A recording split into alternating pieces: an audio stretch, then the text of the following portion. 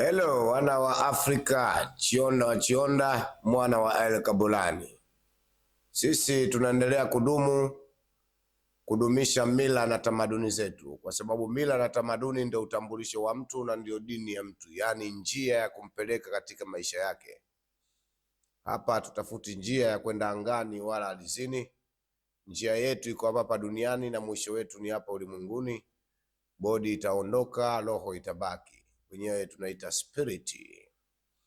Wana wa Afrika, Chionda wa Chionda kwa mara nyingine tena kwa kushirikiana na Grandmaster Shua na washirika wote wa umoja wa wafumbuzi wa fikra za mtu mweusi.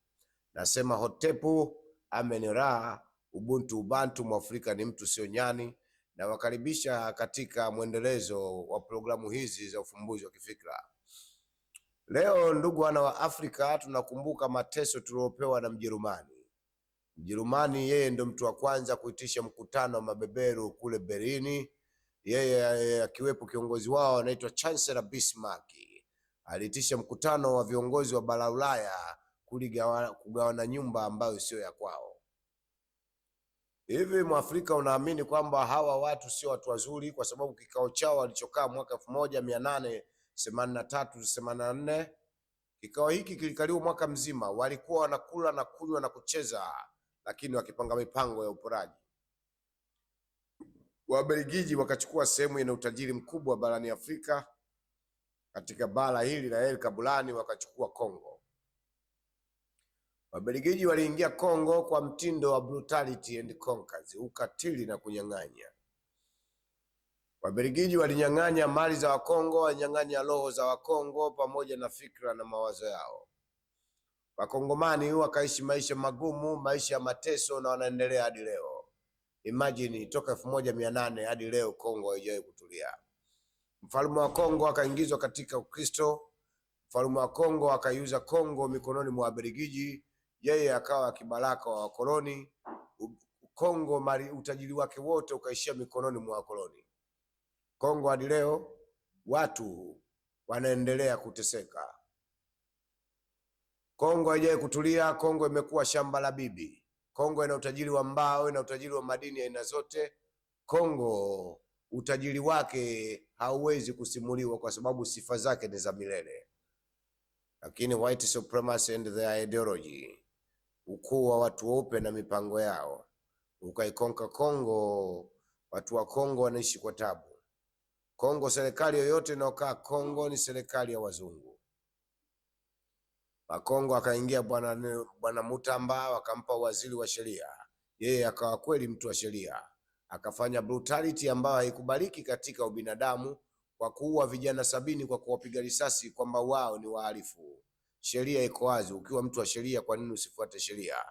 Lakini nayo sasa imemgeukia. Bwana Tshisekedi amemkamata, amemtia lumande, amempa kesi ya uhaini na juzi amehukumiwa kifungo cha miaka 3. Huyu Mutamba anajitangaza wazi kwamba yeye ni Patrice Lumumba wa pili, lakini hawezi kuwa Patrice Lumumba kwa sababu Lumumba hajaua Wakongomani, aliwarekebisha Wakongomani. Hii ndio tatizo la Waafrika. Ukitaka kupewa madaraka, kwanza unaonyesha ukatili kwa watu wako. Viongozi wa Afrika na washauri, ukitaka upewe madaraka na kuonyesha ukatili kwa wavamizi. Wafurushi wa Belgiji, vunja mikataba na washirika wa kibepari. Weka mikataba na wananchi wako kuendeleza resources zao. Ondoa tamaduni za kimagharibi, weka tamaduni za Kiafrika. Ondoa mila mpotofu za kimagharibi kama vile mapenzi ya jinsia moja, vyakula vya kigeni na mamlaka ya kigeni. Viongozi wanaishi katika maisha ya kizungu, wao waishi katika maisha ya Kiafrika. Kiongozi wa Afrika alikuwa jioni anakutana na raia wake, asubuhi anatembelea nyumba za raia wake. Mmeamka salama hapa? Je, mna matatizo gani? Mwenye shida anaitwa Ikulu kwenda kusaidiwa na rais.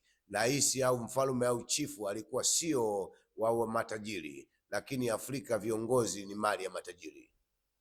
Na hii yote ni supremacy concept za kizungu za kimagharibi.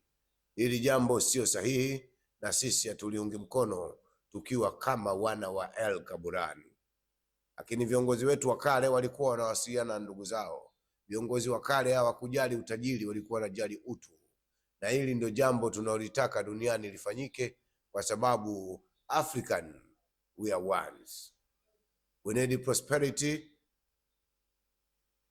to encourage ourselves in our economy, power structures, and building our own home and our own humanity.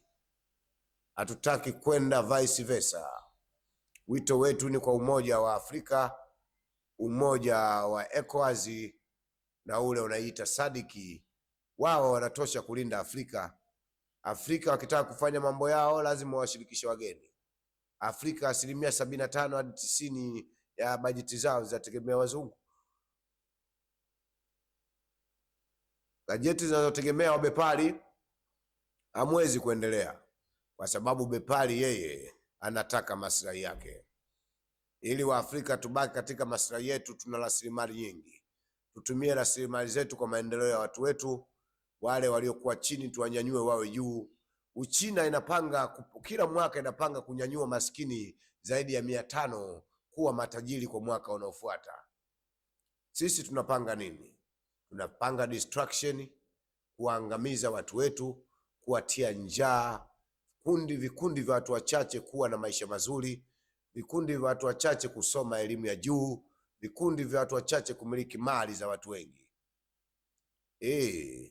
Tunaita demise for black future, ili maono ya baadaye ya watu weusi. Maono yetu sisi watu weusi tuishi maisha sawa. Kama viongozi wa Afrika wanaungana na kutengeneza mifumo iliyo sahihi, Afrika isingewahi kuwa maskini. Afrika tungesimama katika nguvu na power na uwezo mkubwa wa kuinua nguvu za watu weusi, kusimama katika umoja na kuelekea katika maendeleo yaliyo thabiti. Afrika sisi sio watu wa kupata shida.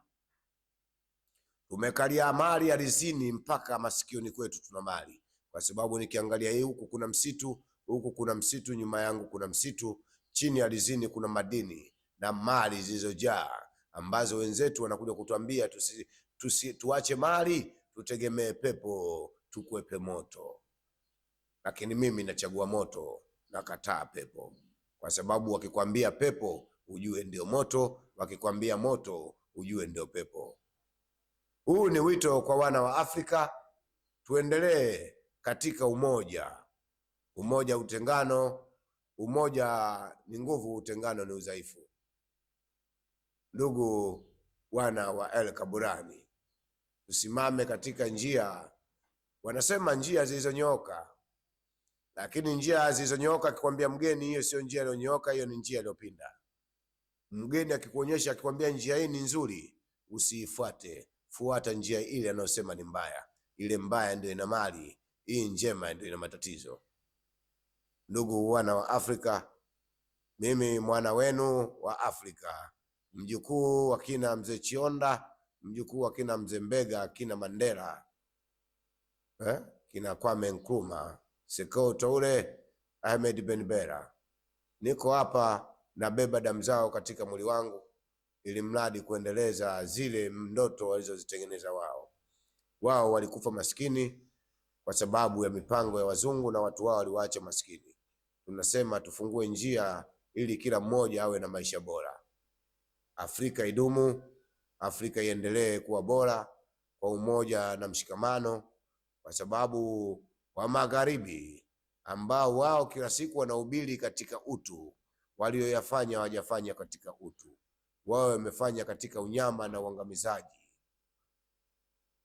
Watu weusi tumefungwa kwenye keji bila kujitambua, na kwa hakika tuko kwenye giza. Nyumba zao wanasema nyumba za nuru ni nyumba za giza.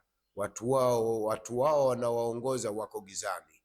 Mchungaji anasema alete pesa upate utajiri. Kwa nini yeye asitake maombi na yeye anataka pesa?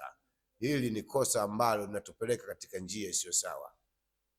Enyi African, tunasema ubuntu, bantu wa Afrika ni watu sio manyani.